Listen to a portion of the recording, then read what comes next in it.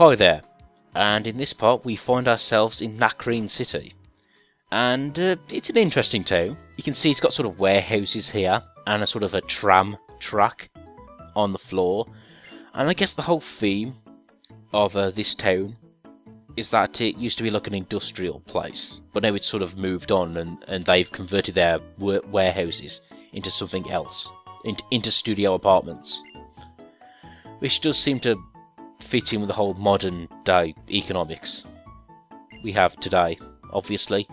And Sharon, because he's a bro, he gives us some chesto berries.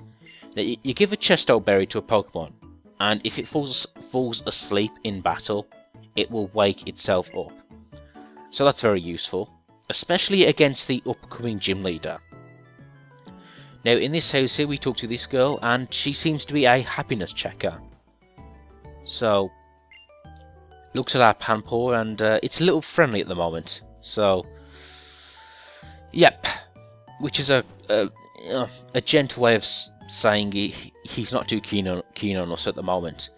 Now when it comes to happiness, it is worth leveling up that stat, because, well, for a start, some Pokemon only evolve when they're happy, but just in general, as they grow up, as they level up, their stats improve better if they're happy. Now happiness can be increased by giving them poffins and stat boosting items like Carbos and Zinc, but also I guess the best way is just to walk with your Pokemon. And I've did this before in previous generations when I've wanted to max out a Pokemon's happiness, where essentially I'll just get the bike and I run around in circles. And you do have to get like 50,000 steps to max out a lot of Pokemon's happiness. And by the way, this girl here, very nice, she gives us an item here. In this case we get a Miracle Seed, which boosts the power of grass type attacks, which is very useful for Snivy. But anyway, time to here it is now, the Miracle Seed. I was wondering what I was going for then. I've got a terrible memory, really, or at least a terrible recent memory.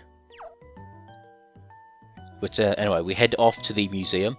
And by the way, I do like how the buildings look in this generation. They seem to look so much more interesting than they did in Gen 4. And also, it does help that it's based off America, this region. Not that I'm saying America is more interesting than Japan, you know, architecture-wise, but what I mean is, it's just nice to have a new, a new place, a new style for a Pokemon game. And the new one, it seems to be set in Paris, so we might get another change as well.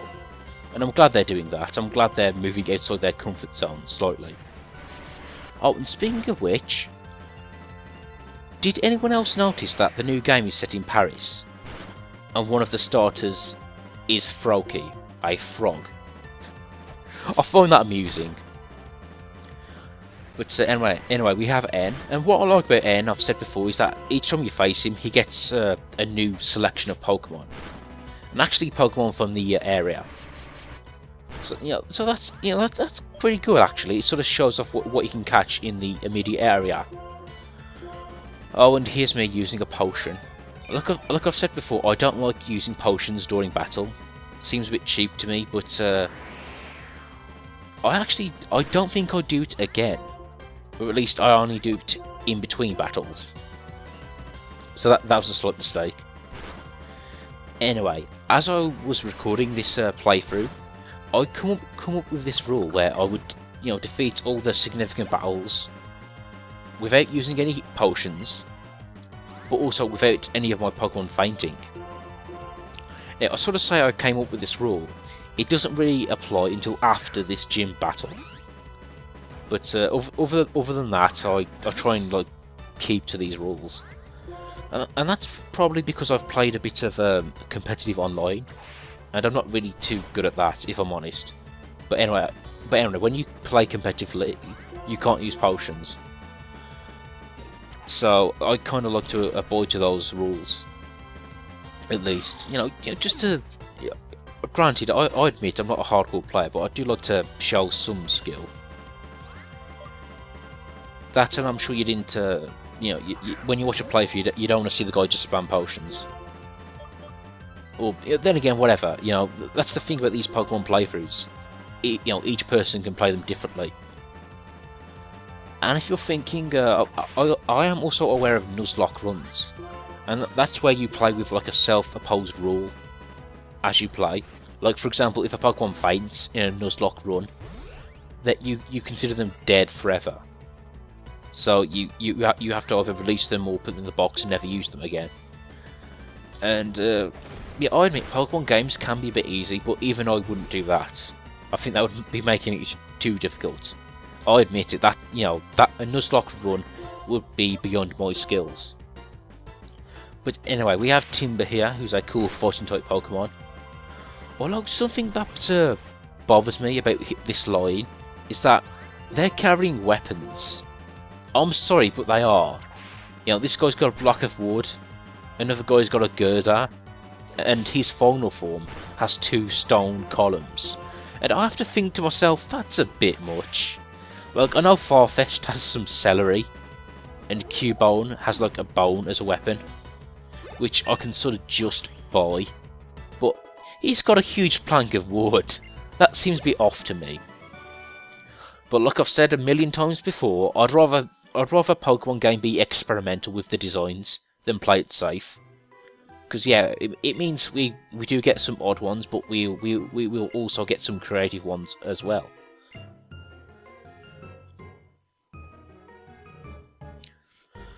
And yeah, I've said this before, this game does have a habit of surprising you with these character battles, these boss fights, if you will.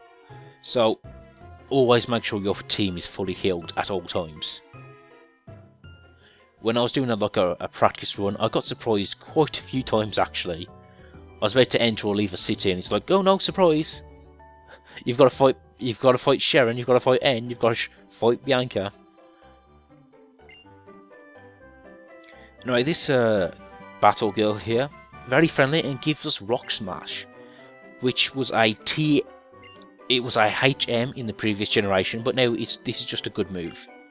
It's fairly weak, but like I said, it's like she said there, it's a fighting type move, and it will be effective against the normal type gym leader, and it also has a chance of lowering a Pokemon's defense. So pretty good for this point in the game. And again, here's another good reason why you want to keep the Elemental Monkey you were given, because they can learn this Rock Smash move. Here we go, and yeah, get rid of Fury Swipes. We don't really need that. I've never been too keen on these moves like Fury Swipes, for obvious reasons, because they can either last 2 turns or 5. You know, it's good if they last 5, but they very rarely do.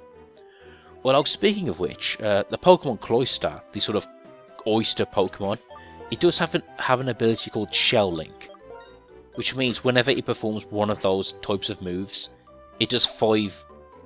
It does the attack 5 times every time, and it just happens to know such a move as well. So Cloyster with that ability is very good.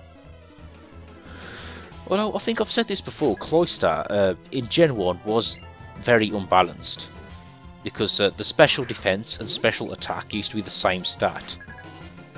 And I think in previous gens it still has like high special attack but low special defense.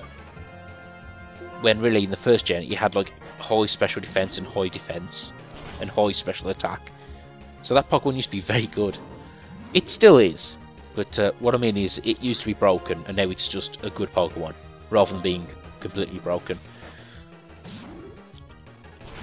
Anyway, look at this nurse here, and this is something I find kind of weird in this generation. It's just that you have these people which act as Pokemon centers, and will heal all your Pokemon, and they seem to be fairly frequent. There seem to be a lot more in this gen than any other one. And honestly, it's a welcome change, because most of the time, like I've said, I will just go back to the Pokemon Center. So really, yeah, just save me the trip, game, thank you very much. Anyway, this area here, I should point out as well, you can catch a fighting type Pokemon depending on whether it's black or white, it will either be a suck or a throw. You know, those fighting type Pokemon that look like Bert and Ernie. But anyway, you'll see what I mean when we finally meet them. But at this point, we will be actually adding a new member to our party, Time Pole here. Now this Pokemon, the Time Pole, its design was released early. It was leaked, and a lot of people thought it was a fake Pokemon. But anyway, I think it's got a fairly cool design. Although I admit, when I first saw it, I thought it's a water frog Pokemon. We've already had that sort of combination. We don't need to see it again. But nevertheless, it is a good Pokemon to use. When it evolves, it's pretty badass. When it evolves, it also has like a really cool move pool as well, which you'll see again later. So anyway, when I saw this sort of big, well, when I'm thinking of its final form, its sort of big, bulbous, froggy face, I decided to name it after Charlie Brooker, who, if you don't know, he's like a writer, presenter, I guess comedian. But anyway, he's a really funny guy. He's very entertaining to watch, and pretty much I like everything he's ever done. He's written for TV shows. He's also presented and written for TV shows about current affairs and the like, and he's just a very entertaining guy. So, in fitting with this whole naming my Pokemon after people I like, of course I'm going to name my Pokemon after Charlie Brooker. Of course I am. So anyway, I think I'll leave it there for